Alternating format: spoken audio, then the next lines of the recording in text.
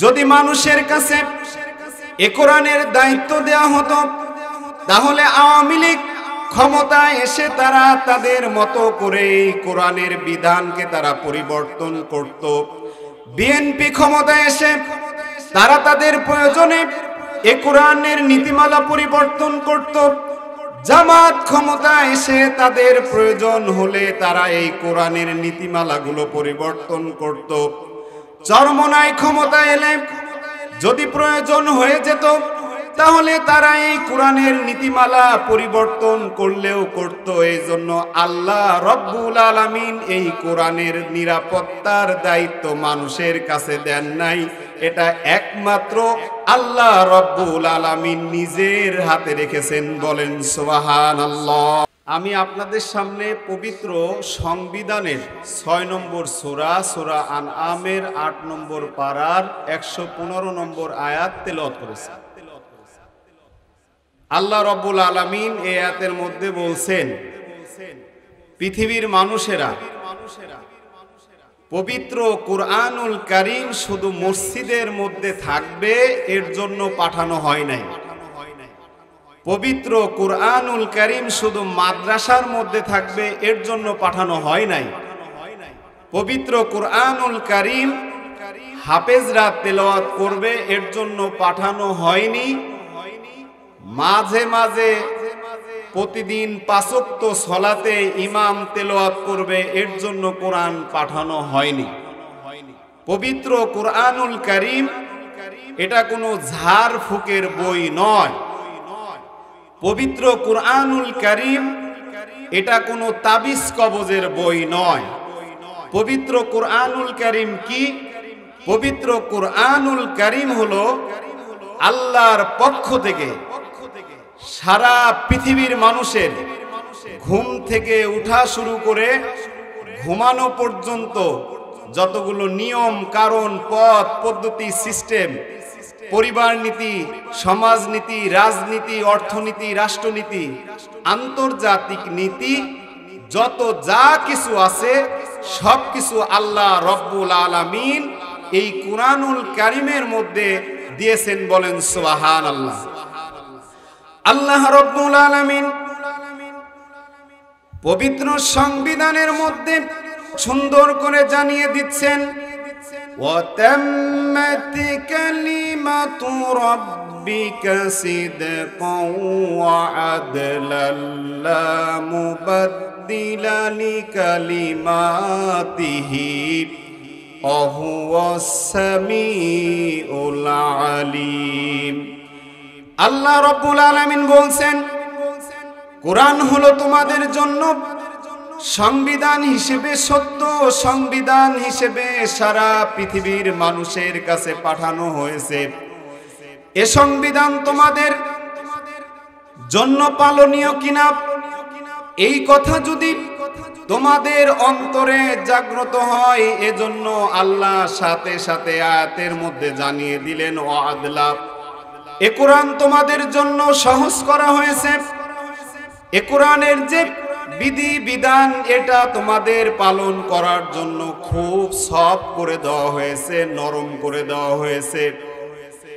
এ কোরআনের যে সংবিধান পৃথিবীর কেউ কোনোদিন পরিবর্তন করতে পারবে কিনা, বাংলাদেশ, রাশিয়া, চীন, জাপান, ভুটান সমস্ত পৃথিবীর প্রধানমন্ত্রী, রাষ্ট্রপতি সমস্ত ক্ষমতা যদি এক জায়গা করা হয়, তাহলে এই পবিত্র সংবিধানের নীতিমালা তো দূরের কথা, একটি আয়াত কোনোদিন কোনো অবস্থাতেই পরিবর্তন করা সম্ভব নয়। বলেন সুবহানাল্লাহ। আল্লাহ রাব্বুল আলামিন এ কোরআনের দায়িত্ব নিজে নিয়েছেন, এ কোরআনের হেফাজতের দায়িত্ব নিজে নিয়েছেন। মানুষের কাছে এই কোরআনের দায়িত্ব দেওয়া হয় নাই। যদি মানুষের কাছে এ কোরআনের দায়িত্ব দেওয়া হতো, তাহলে আওয়ামী লীগ ক্ষমতায় এসে তারা তাদের মতো করে এই কোরআনের বিধানকে তারা পরিবর্তন করত। বিএনপি ক্ষমতায় এসে তারা তাদের প্রয়োজনে এ কোরআনের নীতিমালা পরিবর্তন করত। জামাত ক্ষমতায় এসে তাদের প্রয়োজন হলে তারা এই কোরআনের নীতিমালাগুলো পরিবর্তন করত। চরমনায় ক্ষমতা এলে যদি প্রয়োজন হয়ে যেত তাহলে তারা এই কোরআনের নীতিমালা পরিবর্তন করলেও করত। এই জন্য আল্লাহ রব্বুল আলামিন এই কোরআনের নিরাপত্তার দায়িত্ব মানুষের কাছে দেন নাই, এটা একমাত্র আল্লাহ রব্বুল আলামিন নিজের হাতে রেখেছেন। বলেন সুবহানাল্লাহ। আমরা তো কোরআনের কাছে আসি না, কোরআন সম্পর্কে আমরা গবেষণা করি না। আজকে পশ্চিমারা এই কোরআন গবেষণা করে লাইট দিয়েছেন, মাইক দিয়েছেন, প্লেন দিয়েছেন, রকেট দিয়েছেন, উন্নত প্রযুক্তি দিয়েছেন, গোলাপ দিয়েছেন, বারুদ দিয়েছেন, অ্যাটম বোম বানিয়েছেন, বিভিন্ন উন্নতি প্রযুক্তি এই কোরআন গবেষণা করে আজকে পশ্চিমারা আমাদেরকে উপহার দিয়েছে। আর আমাদের মতো এক শ্রেণীর মোল্লা মৌলবীরা এই কোরআন গবেষণা করে, রিসার্চ করে, থিসিস করে, সারা রাত পরিশ্রম করে এই মুসলিম জাতিকে আমরা কি উপহার দিয়েছি জানেন? আমরা রকেট উপহার দিতে পারি নাই, প্লেন উপহার দিতে পারি নাই, উন্নত প্রযুক্তি উপহার দিতে পারি নাই। আমরা দিয়েছি কি? নাভির নিচে হাত বাঁধা লাগবে কি লাগবে না, বুকের উপর হাত বাঁধা লাগবে কি লাগবে না, নামাজের মধ্যে আমিন বলা লাগবে কি লাগবে না, জানাজার মধ্যে সূরা ফাতিহা বলা লাগবে কি লাগবে না, নামাজের মধ্যে মুনাজাত আছে কি নাই, এগুলো আমরা এক শ্রেণীর মোল্লা মৌলবীরা, আনসোশাল মোল্লা মৌলবীরা গবেষণা করে জাতিকে উপহার দিয়েছি। লাভ হয়েছে কি? জাতি বিভক্ত হয়েছে এবং মুসলমানদের মধ্যে একটা মারামারির মতো পজিশন তৈরি করেছে। কথা বলেন ঠিক কিনা? কোরআনে এই ছোট্টখাটো মাসালা নিয়ে বিভেদ করার জন্য কোরআন আসে নাই। কোরআন এসেছে হলো বাড়ির বারান্দা থেকে শুরু করে সারা পৃথিবী নিয়ন্ত্রণ করার জন্য এই পবিত্র সংবিধান এসেছে, কিন্তু আমরা তা বুঝতে পারিনি। এই কোরআন তো আমরা গবেষণা করি না। আপনি কোরআনকে যদি জিজ্ঞাসা করেন, কোরআন তোমার নাম কি, কোরআন সুন্দর মতো জানিয়ে দেবে। 85 নম্বর সূরা 30 নম্বর পারা অত্র সূরার 22 নম্বর আয়াতে জানিয়ে দেবে, বাল হুয়া কুরআনুম মাজিদ। কোরআন জানিয়ে দিচ্ছে যে আমি পবিত্র, একটা মহামানিত্য একটি সংবিধান। তুমি এতদিন কোথায় ছিলে? এই কথাও যদি আপনি কোরআনকে জিজ্ঞাসা করেন, কোরআন সুন্দর করে বলে দিবেন। 85 নম্বর সূরা 30 নম্বর পারা অত্র সূরার 22 নম্বর আয়াতে জানিয়ে দিবেন, ফি লাউহিম মাহফুজ। কোরআন লাউহে মাহফুজে ছিল। তাহলে কোরআন তুমি পৃথিবীতে কবে আসছো? এই প্রশ্নও যদি আপনি কোরআনকে জিজ্ঞাসা করেন, কোরআন সুন্দর মতো বলে দিবে। 2 নম্বর সূরা অত্র সূরার 2 নম্বর পারার 185 নম্বর আয়াতে বলে দিবেন, শাহরু রমাদান আল্লাযী উনজিলা ফীহিল কোরআন।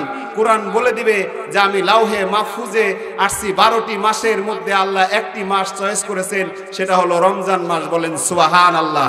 আপনি যদি আরো জানতে চান কোরআন তুমি দিনে আসছো না রাতে আসছো, বিকালে আসছো না সকালে আসছো, এই কথাও যদি আপনি জানতে চান, কোরআনের কাছে গেলে কোরআন জানিয়ে দিবেন। 97 নম্বর সূরা 30 নম্বর পারা অত্র সূরার 1 নম্বর আয়াতে বলবে, ইন্না আনজালনাহু ফি লাইলাতিল কদর। কোরআন বলে দিবে যে আল্লাহ রব্বুল আলামিন আমাকে রমজান মাসের রজনীতে পাঠিয়েছেন। বলেন সুবহানাল্লাহ। এই কোরআন যেন তেন জিনিস নয়।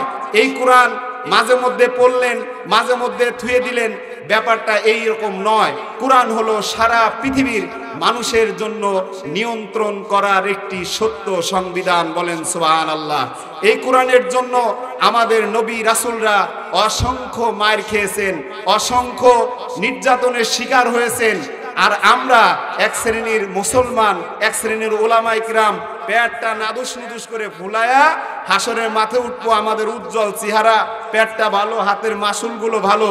কিন্তু নবী রাসূলরা, সাহাবায়ে কিরামরা দেখবে তাদের শরীর কাটা, পেটের ভুঁড়ি কাটা, এই অবস্থায় তারা হাসরের মাঠে উঠবে। আর আমরা তেলতেলা ভাবে জান্নাতে যাব, এত সহজ নয়। সর্বশেষ একটি কথা, আজানের সময় হয়ে গেছে। আমরা পরিষ্কার ভাবে একটা নামাজের সময় হয়ে গেছে, আমরা পরিষ্কার করে একটা কথা বলতে চাই। আমাদের বাপ মার বিরুদ্ধে কথা বললে আমরা কিছু বলবো না, আমাদের পিতামাতার বিরুদ্ধে কথা বললে আমরা কিছু বলবো না, আমাদের নেতার বিরুদ্ধে কথা বললে আমরা কিছু বলবো না, আমার সন্তানকে হত্যা করলে আমরা কিছু বলবো না। আমার মাকে হত্যা করলে আমরা কিছু বলবো না, কিন্তু পরিষ্কার কথা, এই বাংলাদেশের 56,000 বর্গ কিলোমিটার মধ্যে টেকনাফ থেকে তেতুলিয়া, সুরমা থেকে পাথুরিয়া, এর মধ্যে যদি আমাদের প্রাণপ্রিয় নেতা মোহাম্মদ রাসূলুল্লাহ সাল্লাল্লাহু আলাইহি ওয়াসাল্লামের বিরুদ্ধে যদি কথা বলা হয়, তাহলে মার বিরুদ্ধে কথা বললে, আমার সন্তানকে হত্যা করলে আমরা যদি নাও কথা বলি, কিন্তু মোহাম্মদ রাসূলুল্লাহ সাল্লাল্লাহু আলাইহি ওয়াসাল্লামের বিরুদ্ধে কথা বললে আমরা টেকনাফ থেকে তেতুলিয়া, সুরমা থেকে পাথুরিয়া এমন গণ আন্দোলন সৃষ্টি করব, প্রয়োজনে আমরা নতুন একটি শাপলা চত্বর তৈরি করব। বলেন লিল্লাহে তাকবীর।